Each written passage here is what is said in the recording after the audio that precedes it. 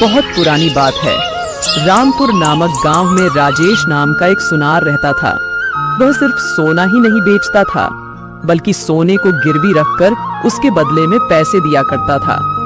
इसी गांव में गोपाल नाम का एक किसान भी रहता था। गोपाल तेरी मेरी मजदूरी करके अपना परिवार चलाया करता था। एक दिन गोपाल का दोस्त गोपाल से कहता है,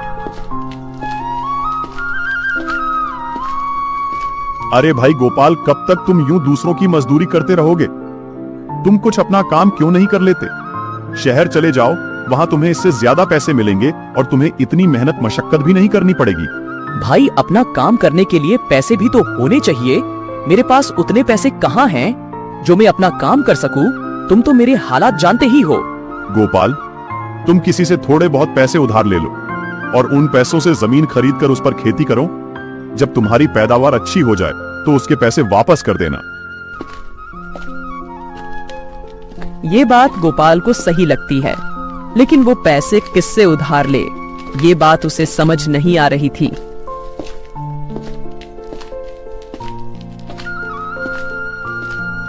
इसलिए गोपाल अपनी पत्नी का मंगलसूत्र लेकर राजेश सुनार के पास जाता है। सेठ जी, मेरा नाम गोपाल है। मैंने सुना है कि आप सोना गिरवी रखकर पैसे उधार देते हैं। मैं अपनी पत्नी का मंगलसूत्र लाया हूं। अगर आप इसको रखकर मुझे कुछ पैसे दे दो तो मैं थोड़ी जमीन खरीदकर उस पर खेती कर सकूंगा।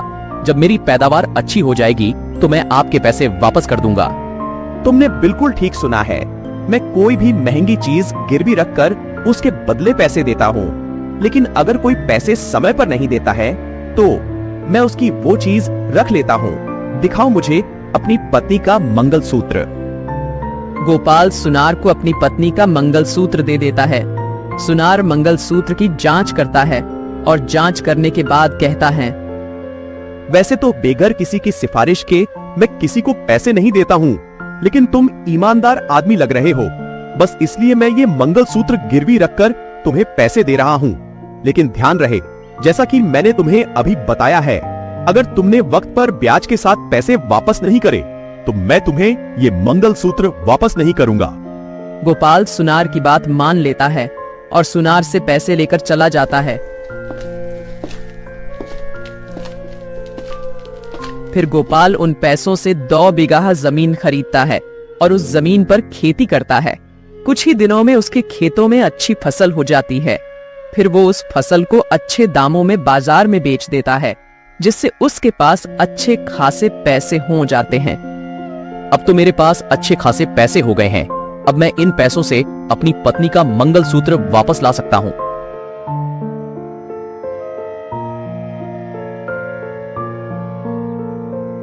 अब गोपाल सुनार के घर जाता है और सुनार से कहता है, कैसे हो सेठ जी? सब ठीक चल रहा है ना?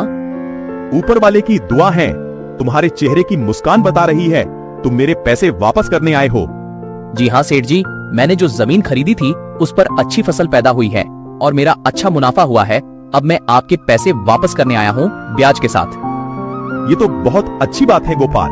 तुम रुको, मैं तुम्हारी पत्नी का मंगलसूत्र लेकर आता हूँ। सुनार अंदर जाता है और मंगलसूत्र लाकर गोपाल को दे देता है। गोपाल ने जब मंगलसूत्र को ध्यान से देखा तो उसके मन में कुछ संदेह उत्पन्न हुआ। सेठ जी, मुझे लगता है आपसे कोई गलती हो गई है। ये वो मंगलसूत्र नहीं है जो मैंने आपको दिया था। क्या बकवास कर रहे हो गोपाल? तुम मुझे बेईमान समझते हो। मैं तुम्हें किसी और के गहने क्यों दूंगा? मैं इतने सालों से व्यापार कर रहा हूँ। तुम्हें क्या लगता है मुझे कुछ भी पता नहीं है? मेरे पास सुबह से शाम तक 70 आदमी अपना सामान गिरवी रखने आते हैं। अगर मैं ऐसे किसी और का सामान किसी और को देने लगा तो मेरा व्यापार 2 दिन में बंद हो जाएगा। चुपचाप अपने गहने लो और यहाँ से चलते बनो। सेठ जी, वो मेरा पुश्तैनी मंगलसूत्र था। उस पर मेरे दादाजी का नाम भी लिखा हुआ था। मैं दावे के साथ कह सकता हूँ ये वो मंगलसूत्र नहीं है। ये क्या बकवास करे जा रहे हो तुम? मंगलसूत्र के ऊपर तुम्हारे दादाजी का नाम लिखा हुआ था। ये बात तुमने मुझे पहले क्यों नहीं बताई? मेरे पास इस मंगलसूत्र के अलावा कोई दूसरा मंगलसूत्र नहीं है। गोपाल बेचारा सुनार के घर से दुखी होकर चला जाता है। रास्ते में गोपाल को उसका दोस्त मिलता है।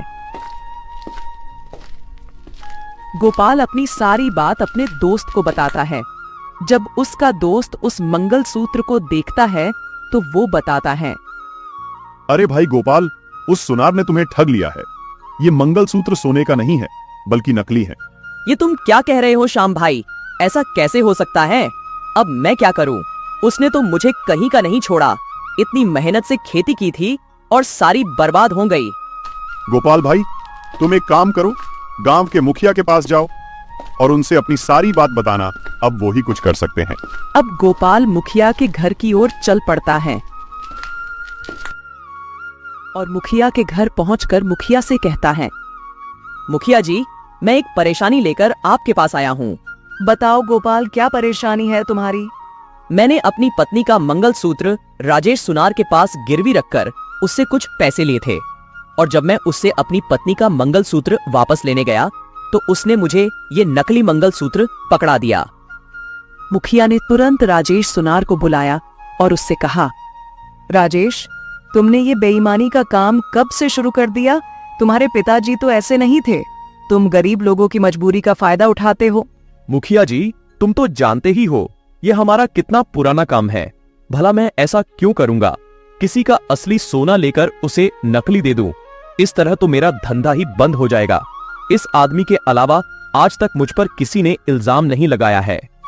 गोपाल, राजेश ने तुम्हें धोखा दिया है। तुम्हारे पास इसका कोई सबूत है?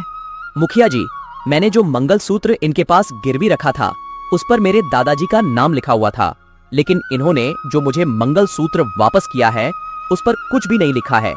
जब ये मंगलसूत्र मैंने अपने दोस्त को दिखाया तो उसने इसको नकली बताया था। अब इसके अलावा मैं क्या सबूत दे सकता हूँ? मुखिया जी, जब मैंने मंगलसूत्र गिरवी लिया था तो मैंने उससे जांचा नहीं था कि मंगलसूत्र असली है या नकली।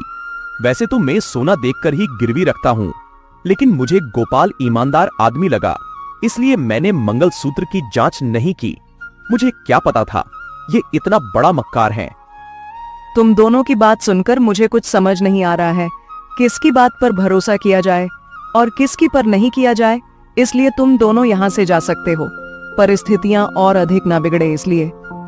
ये बात सुनकर राजेश सुनार बहुत खुश होता है, लेकिन गोपाल बहुत दुखी होता है। दोनों मुखिया के घर से चले जाते हैं। फिर मुखिया कहता है, मुझे लग रहा है कि सुनार झूठ बोल रहा है, क्योंकि सुनार ने कहा था कि गोपाल ने उसको नकली सोना दिया होगा, लेकिन कोई सुनार नकली सोने को असली सोना समझने की गलती नहीं कर सकता। और अगर उस किसान को धोखा देना ही होता तो वह ब्याज सहित कर्ज चुकाने आता ही क्यों? इसलिए मुझे लगता है सुनार ही धोखेबाज है। तुम सही कह रहे हो मुखिया जी, इस तरह तो इसने बहुत से गरीब लोगों को लूटा होगा। मैं चाहता हूँ कि वो सुनार रंगे हाथों पकड़ा जाए। तुम एक काम करो, किसी तरह तुम सुनार का वो संदूक जिसमें वो सोना रखता है यहाँ तक ले आओ, तो हम सुनार की बेईमानी को साबित कर सकते हैं। मुखिया जी, तुम सही कह रहे हो। मेरे पास एक सोने का हार है। मैं कल भेस बदलकर उस सुनार के पास जाऊंगा और उससे हार को गिरवी रखने के लिए कहूंगा। अगर उसने मुझे नकली हार दिया तो सुनार का सारा राज खुल जाएगा। मुखिया का आदमी ऐसा ही करता है और अगले दिन वो हार लेकर सुनार के घर पहुंच जाता है। सेठ जी, मैं ये सोने का हार लाया हूँ। आप इसको गिरवी रखकर मुझे कुछ पैसे दे दो या फिर इस हार को खरीद लो। सुनार ने हार हाथ में लिया और ध्यान से उसे जांचने परखने लगा, लेकिन सुनार को इस बात का भी शक हो रहा था कि सामने वाला व्यक्ति कोई व्यापारी तो नहीं लगता। इसका मतलब ये आदमी हार चोरी करके लाया है। मुझे इसकी कीमत कम से कम लगानी चाहिए। मैं इस हार को खरीदना तो नहीं चाहता, लेकिन तुम कह रहे हो तो मैं खरीद लूंगा। लेकिन मैं इस हार के तुम्हें केवल 2000 रुपए ही दे सकता हूँ। इसके ऊपर मैं तुम्हें 1 रुपया भी नहीं दे सकता। बेचना है तो बताओ, वरना चलते बनो। सेठ जी, इस हार की कीमत तो बहुत कम लगा रहे हो आप। कम से कम 4000 रुपए तो दो। सेठ जी, अगर मुझे पैसों की जरूरत ना होती तो मैं ये हार कभी नहीं बेचता। जब किसी आदमी को पैसों की जरूरत होती है तभी आदमी अपनी कोई चीज बेचता है। तुम ये कोई नया नहीं कर रहे हो। मैं तुम्हें इस हार के 3000 रुपए दे सकता हूँ। बेचना है तो बात करो, वरना चलते बनो। सेठ जी, मैं ये हार आपको 3000 रुपए का देने के लिए तैयार हूँ, क्योंकि मेरे पास और कोई चारा नहीं है। सुनार अरविंद को हार के 3000 रुपए दे देता है और फिर अरविंद 3000 रुपए लेकर वहां से चला जाता है।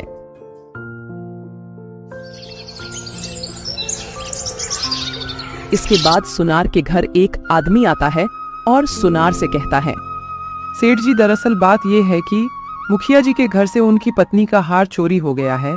हमें शक है कि उस चोर ने चोरी का माल तुम्हें बेचा हो।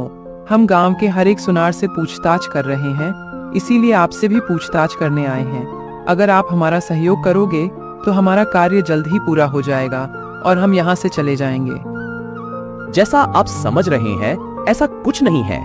मैं एक ईमानदार आदमी हूँ। मैं कभी चोरी का सामान नहीं खरीदता हूँ। मेरा यकीन करो, मैंने किसी से कोई हार नहीं खरीदा है। बात करते करते मुखिया का आदमी सुनार का वो संदूक खोल देता है जिसमें सुनार सोने का सामान रखता है। मुखिया का आदमी देखता है, हार संदूक में मौजूद था।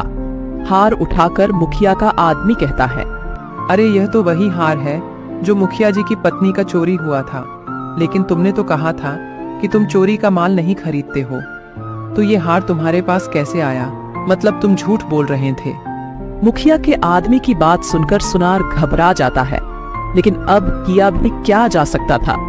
वह सर झुकाकर वहीं खड़ा हो गया।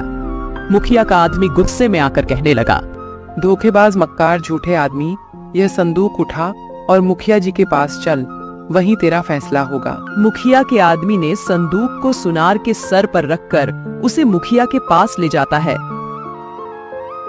अब मुखिया सुनार से कहता है, बताओ तुम्हारे पास ये हार कैसे आया है, और ये बताओ कि तुम व्यापार कैसे करते हो। लोगों को पागल बनाकर किस किस के साथ तूने ये धोखेबाजी की है। इस धोखेबाज का ये संदूक खोलो। जैसे ही संदूक खुला, वैसे ही गोपाल ने अपना पुश्तैनी गहना खोज लिया, जिस पर गोपाल के दादाजी का नाम भी लिखा हुआ था। मुखिया जी, मुझे माफ कर दीजिए। मुझसे बहुत बड़ी गलती हो गई है। मुझे इन गरीब लोगों के साथ ऐसा नहीं करना चाहिए था। तुमने जो किया है ये कोई साधारण अपराध नहीं है जिसके लिए तुम्हें माफ कर दूं, इसलिए तुम्हें सजा तो मिलेगी ही। उससे पहले मुझे ये बताओ, तुम इस काम की किस तरीके से अंजाम देते थे? दरअसल बात यह है कि जो लोग मेरे पास गहने गिरवी रखने आते थे, मैं उन गहनों को गिरवी रखकर हूबहू वैसे ही नकली गहने बनवाकर उन्हें लौटा दिया करता था। जब लोगों को मेरे इस छल का पता चलता था तो वे मेरे पास आते थे। मैं उल्टा उन पर ही इल्जाम लगाकर उन्हें वहां से भगा देता था। ये हार चोरी का है, मुझे मालूम था, लेकिन मैंने लालच में आकर उस आदमी से ये हार खरीद लिया था। मुखिया जी, अब मैंने आपको अपनी सारी बात बता दी है। अब तो मुझे माफ कर दो। तुम्हें सजा तो जरूर मिलेगी, वरना कल कोई और तुम्हारी जैसी हरकत करेगा। इसलिए तुम्हें इस गांव से निकाला जाता है और कभी भी इस गांव में आने की कोशिश मत करना। इस तरह मुखिया गांव के बहुत से आदमियों को इंसाफ दिलाता है। मुखिया की इस चतुराई से गांव के सभी लोग खुश हो जाते हैं।